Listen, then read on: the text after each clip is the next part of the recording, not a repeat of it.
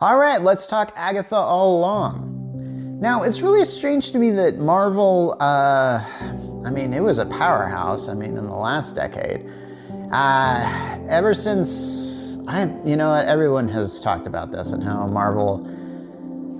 the old big Marvel, it ain't what it used to be, it ain't what it used to be. And here's the thing, we all know this.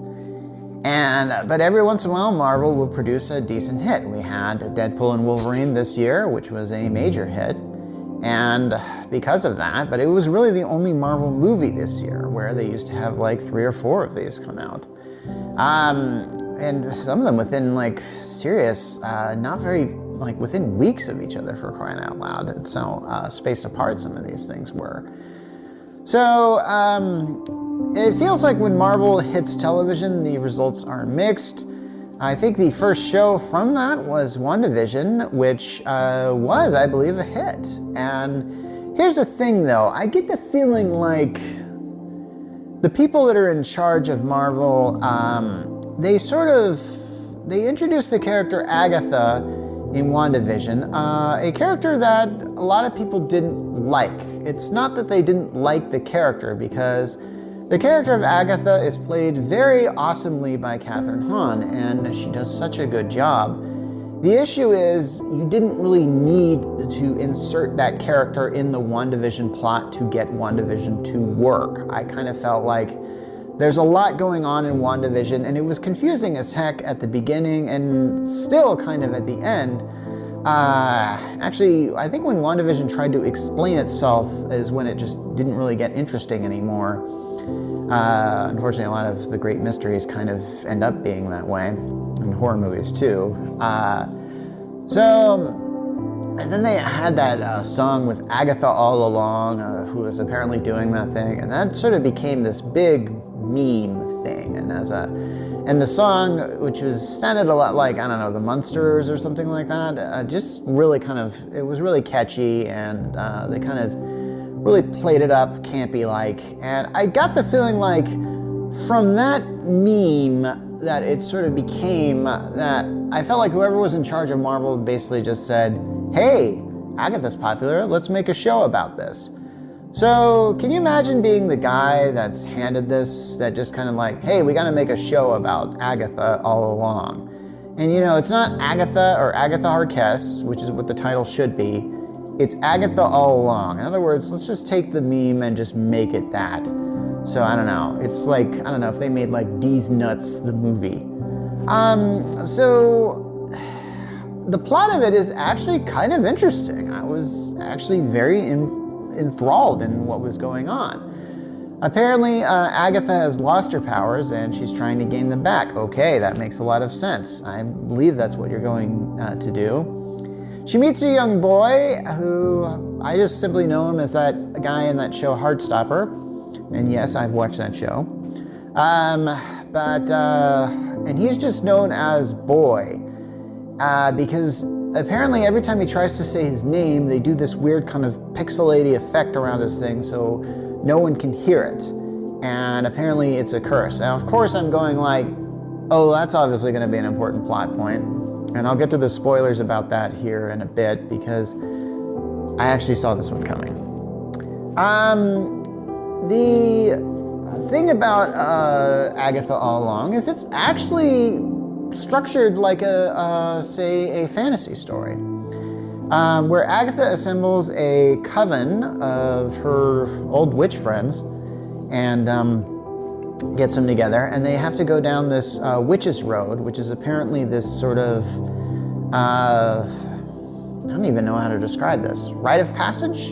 I want to say that, but it's apparently this road that will appear to you, and as you go down this road, you are tested, and while you're tested, you sort of succeed in things that will allow you to take the next steps down the road, and then I'm assuming you get to the end of your quest. I'm sure there's a lot of, archetypes that you could talk about this with the Witch's Road. There's this weird song that they play called Down the Witch's Road, which is really catchy, and they play it like multiple times, which doesn't mean I get sick of it. I'm actually I wouldn't have minded hearing it more times. So points on that. It's very hard to put a song in there that exists in universe that is good and that you don't get sick of. This isn't like that movie, That Thing You Do, where they just keep playing the song over and over again and then you're just like, I get sick of it. I actually like that song, by the way. I could have heard it more times. But Down the Witch's Road is a pretty decent ditty. And we should probably talk about Aubrey Plaza, I think that's how you pronounce her name, who's been getting a lot of positive press these days. And is just a really interesting actress and is an excellent choice to play. And here we get into spoilers. She's death. Yes, apparently she's the personification of death. Because I think we all know, okay, maybe we don't all know this, but people that read some of the comics that are based on this, death actually exists in the Marvel Universe and is in the form of like a woman. And if you've read the comics of the Infinity Gauntlet, Thanos doesn't snap his fingers to eliminate half of the people because he believes that overpopulation is a problem. He believes it because he's trying to impress Death, because he actually wants to marry Death. He's in love with Death. I'm serious, I thought it was a thing. Of course they changed that for the movies. But then again, they changed a lot of things for the movies. Some to the betterment of it, some not so much. Aubrey Plaza plays this role really well, and the first episode of this show is really interesting because it seems to take place in that WandaVision universe, and so you're following this Agatha as she's some sort of police detective, and I'm kind of going like, what are we doing here? And I was really super confused, but also kind of drew me in because I was going like, okay, what's going to happen now? I just kind of like, oh, is the whole show going to take place like this? And yeah, so we're seeing kind of that open up, and that eventually leads to her meeting Boy and then going on the Witch's Road. Now, here's the thing about this. As it turns out, the Boy is very important. And yes, he ends up being Billy Maximoff, which is going to be which was the Scarlet Witch's, one of the Scarlet Witch's sons. Because if you recall in WandaVision, she had twin boys. And the whole point of Doctor Strange in the Multiverse of Madness was her trying to make these boys that she had essentially created in her little TV world a reality. And that just was kind of like well, it didn't end up very well for her.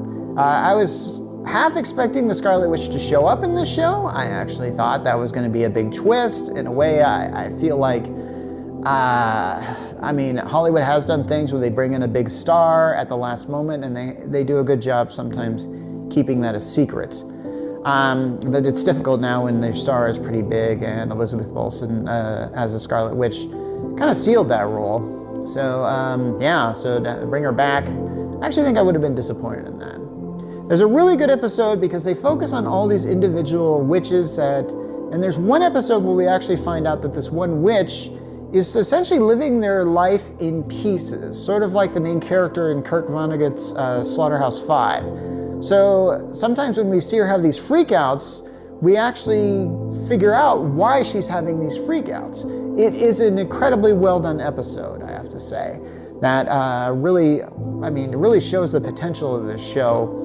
But all in all, I kind of wonder, like, does this show really help, and is it fleshed out in its entirety? And I kind of felt like the answer to that is no, because the last episode is, like I said, the flashback episode, or actually I think I said this in one of my other 10-minute rants, that a lot of shows are having these flashback episodes where they show like, hey, here's everything before it happened, and now you get to know the main character well. Well, we get to know who Agatha is, and we get to know that Agatha had a son, but here's the thing, Agatha is still a terrible person. And I don't know if that, you can do shows about terrible people. There are several shows about terrible people. I'm not really certain what the big takeaway of this show is. And then here's the thing, it doesn't end. It doesn't have a satisfactory conclusion. All it is like, oh yeah, stay tuned for Agatha All Along Season 2, which we don't know whether we'll have. So I'm kind of going like, oh, that was just, why did I even watch this? So that was, I think, the biggest disappointment there. Anyway, check it out. You might like it if you like Marvel shows.